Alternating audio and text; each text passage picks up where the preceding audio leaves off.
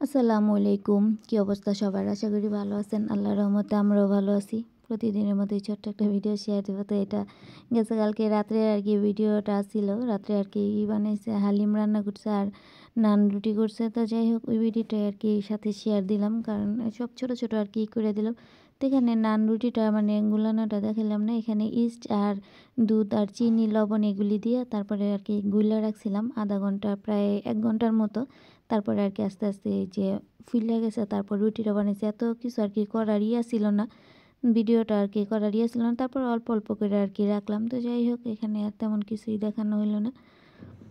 যে মানে শীতের দিনের মধ্যে রুটি বা হালিম খাইতে মানে খুবই ভালো লাগে। তো মানে শীত তো আইছে মাঝে, মাঝে এখন আরকি বানিয়ে খাওয়া হইব। তো আমাদের হালিমটাও রান্না হয়ে গেছে। এখানে আমি আবার পেঁয়াজটা বেরেস্তা করে রাখছিলাম ওইটা দিলাম।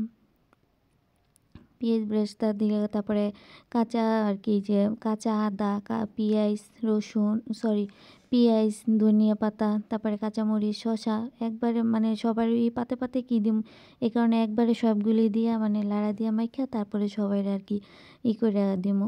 এই কারণে সব একসাথেই আর কি দিয়ে দিলাম। আর আমি রাইস কুকারের মধ্যে আর কি রান্না করছি এটা হালিমটা। হালিমের কালারটা এমনি আর কি সুন্দর দেখা যায় নাই। হয়তো মোবাইলের আর কি না এই কারণে সুন্দর দেখা যায়নি। তো যাই হোক ওটা তো রাত্রেরই গেছে।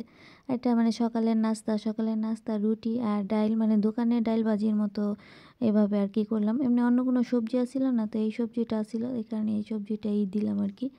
এই তো আমি আস্তে, আস্তে সুন্দর করে জিনিসটা আর কি লেড়ে নিতেছি।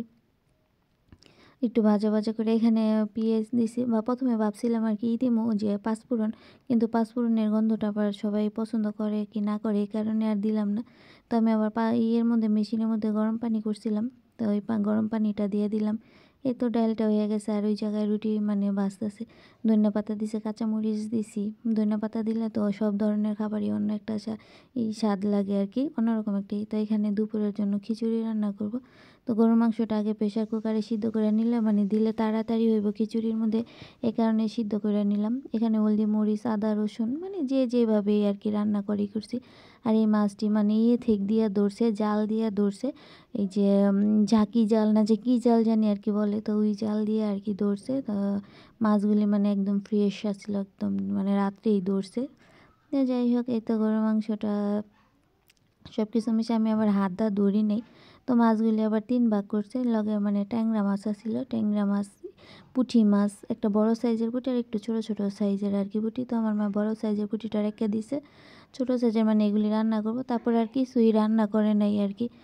তো এখানে খিচুড়িও হয়ে গেছে। তো সব ভিডিও আর কি দেখানো সম্ভব হয় না সবসময়। এই কারণে আর অনেক কিছুই আর কি দেখানো হয়নি। তো এই তো রান্নাবান্না চলতেছে আমাদের।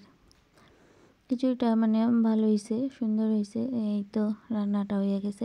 বাইরের চুলায় আর কি খিচুড়ি রান্না করছে এবং ঘরে থেকে গরুর মাংসটা আর কি রান্না করে দিছে।